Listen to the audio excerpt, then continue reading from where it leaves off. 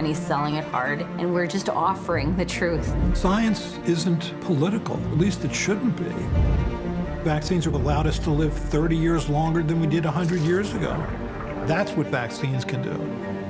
This is Vax Talk, the podcast for people who prefer not to get polio.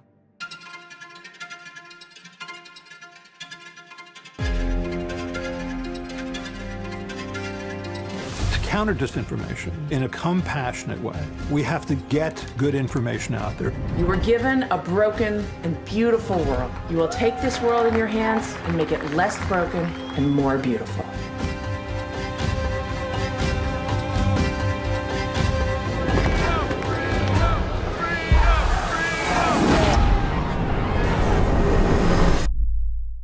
Once the truth doesn't matter, then it's not a democracy anymore.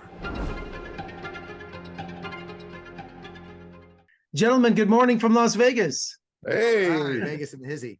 all right. Dr. Tyson, I have to say that I am such a huge fan of yours. This is such a great moment. I saw you when you came here to the Smith Center in Las Vegas. I watch Star Talk all the time. Excellent. Thank you for that support. Thank you. Yeah, just everything. So I'm geeking out right now. So I hope you understand that. I am too. Geeking is allowed at all times. That's a good t-shirt. Well, Scott, vaccines have proven themselves for decades, but now there's a movement to question their effectiveness. It's worldwide. Measles has returned, and this is where your journey began for your film, isn't it? It is, yeah. In 2019, I was shocked to see pockets of measles outbreak. It's a state of dangerous pockets, right? A state of emergency in New York City a year before COVID. People barely remember that. And a state of emergency in Washington State, outbreaks all across Europe. And I did my own research, which is a dangerous term, but I did it well and found that in 2000, we could have eliminated, we were on the road to eliminating measles in this country. And why is this happening? I found Dr. Paul Offit because I saw him on a podcast, and he was very articulate and humble and funny, all these things that as a storyteller, you would love to have in a film. And he was he vetted me. He vetted me. He didn't just say, "Oh, you have a camera, let's talk." He watched my previous films and liked them and saw that I respect people and respect the scientific truths and verifiable truth. And then he was very generous with his time. And he told me, "Scott, it's very easy, simple why this is happening, dangerously simple. There are people out there that are misinforming parents and scaring parents into not vaccinating their children. And in lowering those vaccine rates, you lowered the herd immunity. And it's not a matter of if, it's a matter of when you're going to have measles outbreaks." So yes, we had a fascinating and terrifying story in 2019 around measles and anti-vaxxers. And then when COVID hit, it just got more complicated. And then came COVID. And then came COVID, and it got more complicated and more universal, right? That we all had this experience and became a story. Earthwide. You said universal. Yes. You're sitting next to an astrophysicist. Be careful how you use the word universe. There are a couple other planets out there. I think there's a couple other. COVID is not on the other planets. So right. Pluto. I was waiting for that Dr. Tyson, nitpicking to come through, and he did. Nitpicking. No. Nitpicking. No. Well, Dr. Tyson, Please call me Neil. Please call me Neil. Okay, yes. Oh my gosh, we're buddies. Okay. Oh. Science shouldn't be political. Okay, Dr. Neil to you. Okay, Dr. Neil. Okay. All right. I like Neil better. So. All right, good. Me too. Science shouldn't be political, right? That's correct. It's not that it shouldn't be, it's that it isn't. Isn't at right. all. Shouldn't be implies that it could be, but should. It's just science, the objective truths established by science are true whether or not you believe in them. And they exist independent of your religion, your societal norms, your politics, your creed, color, religion, who you sleep with, who you pray to. And so not enough people are aware of this. Many people, hold the word science aside for the moment, many people only believe something if it makes them feel good. And if it makes them feel good, they're not going to double check to see whether what it is they believe is even true, because it brings peace and comfort to them. So if you have people in power over society, power over individuals, making decisions such as that, if I tell you this vaccine caused autism in your kid and I know who's to blame, oh my gosh, that's irresistible for me. And so that's a problem in modern society. If we're going to move forward as a civilization, that's got to change. You said it sort of quietly that that's a problem. It's a terrifying problem. Okay. If I may. Well, add. gentlemen, I was vaccinated 3 times, yet I still got COVID twice. Should I get a booster this year as they suggest? So I'm not a medical professional, but what I will tell you is when you have an active pathogen, an an active virus, why do you think they offer the flu virus every year? When you get the flu virus once, I never have to get it again for the rest of my life. Changes. Yeah. Okay, the flu virus each year is developed based on knowledge of what the flu was doing in other countries that have their winter season before we do. And from medical professionals I've spoken with, they tell me they get a lot of clues from Australia that's 6 months out of phase with us, and they do their best to incorporate it in the next cocktail of flu vaccines that you get. So that's one point. Another point is dead people don't get to utter the sentence, I got vaccinated and I still got COVID. What's up with that? Yes. Okay. All right. The 5-to-1 ratio, if the last I checked, of unvaccinated people to vaccinated people who died from COVID are not hosting podcasts.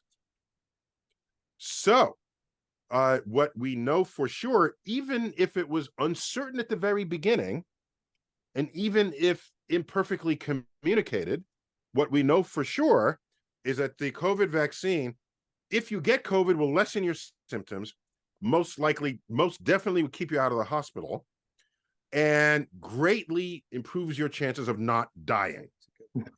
And at the same time, now in 2023, coming up on 2024, with the boosters, that was your question too, going to the specific new boosters, there are elements of the science community that are wrestling with that. Now they've found nuance with it. What are your risks? What are the comorbidities? Where when it first came, it was like, comorbidities aside, let's get this vaccine because it's going to do exactly what Neil say, drastically lower your chances of going to the hospital, drastically lower your chances of dying. Right. But once the comorbidity part came into that equation, then that will shift some of risk assessment that you might make. Nothing wrong. When we learned that children were not didn't die from COVID. They did. Sorry, from COVID. Much lower, but they did die. Children died from COVID, which is much lower.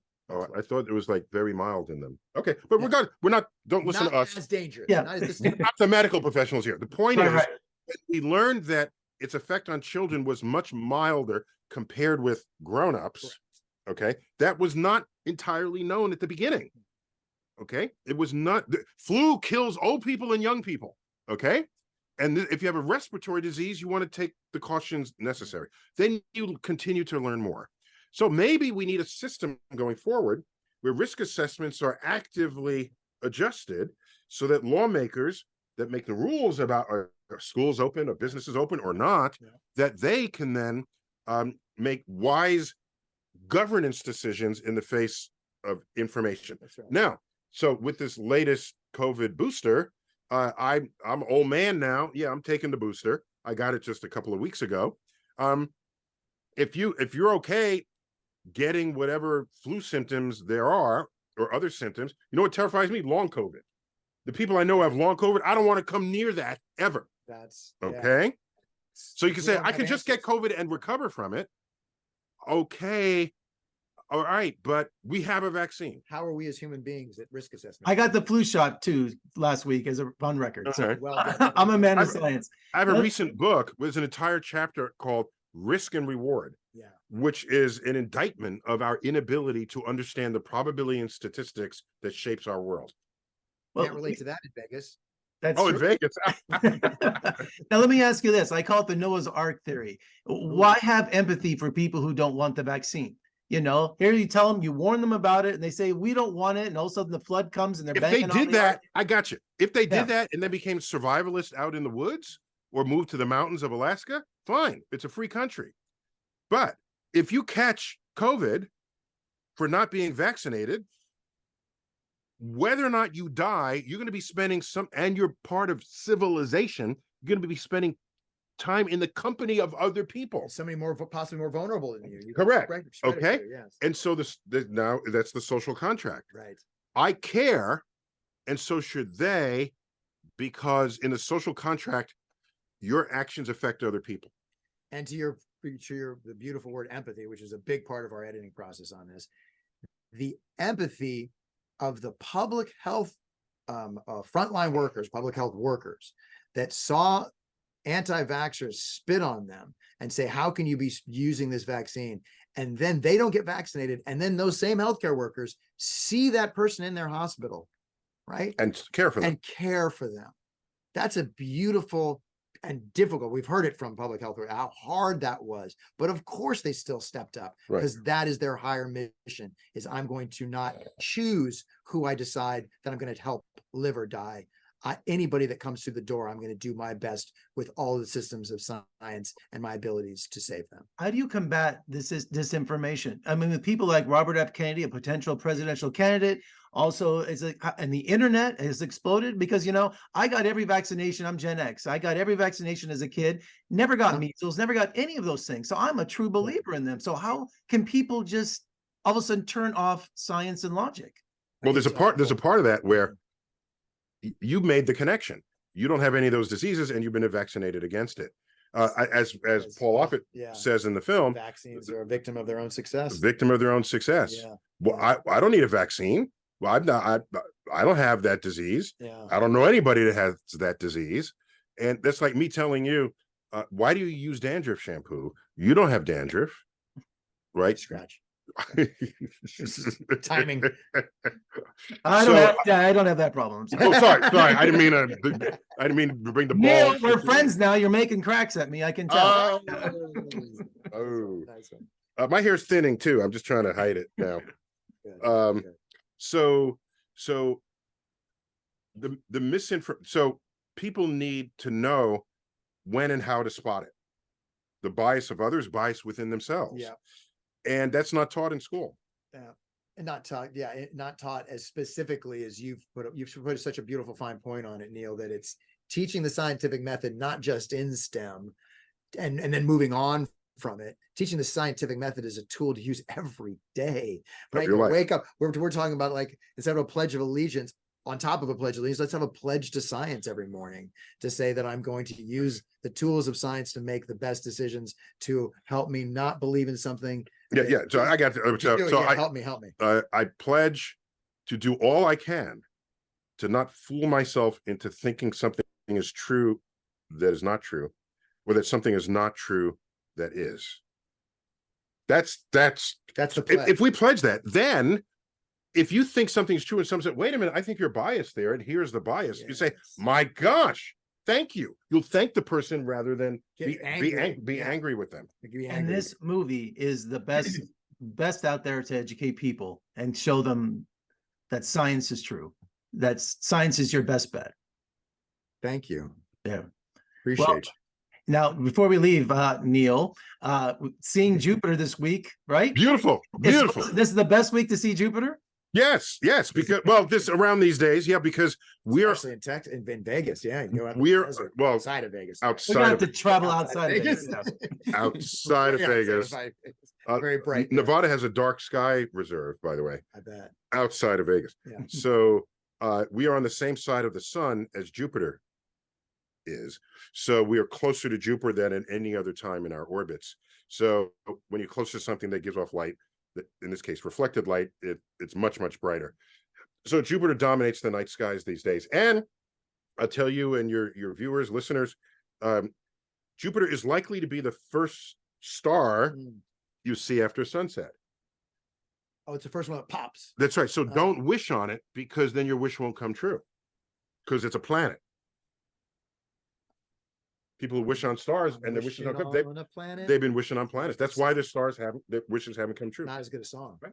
Well, no, second star to the right, straight on till morning. So it'll be Jupiter. Yeah. Yeah. Gentlemen, thank you so much. Congratulations on an amazing documentary. And Neil, thank you so much for giving me the thrill of my life, meeting you finally. And I appreciate you both. Thank you so much. And what is that thing behind you? We have to know. Oh, it's a vaccine. Oh, you got double. You got vaccine and it's a vaccine. Can't you see it's a vaccine? Syringe going into a vaccine vial. Oh, wow. Okay. Yeah. Got it. I'm making my statement here. Yeah, you gotta Yes. get him yes, back. you got it. Thank you Thank both, you and so much. come visit us in Vegas soon. We'd love to have you. Thank you. Mhm. Thank you.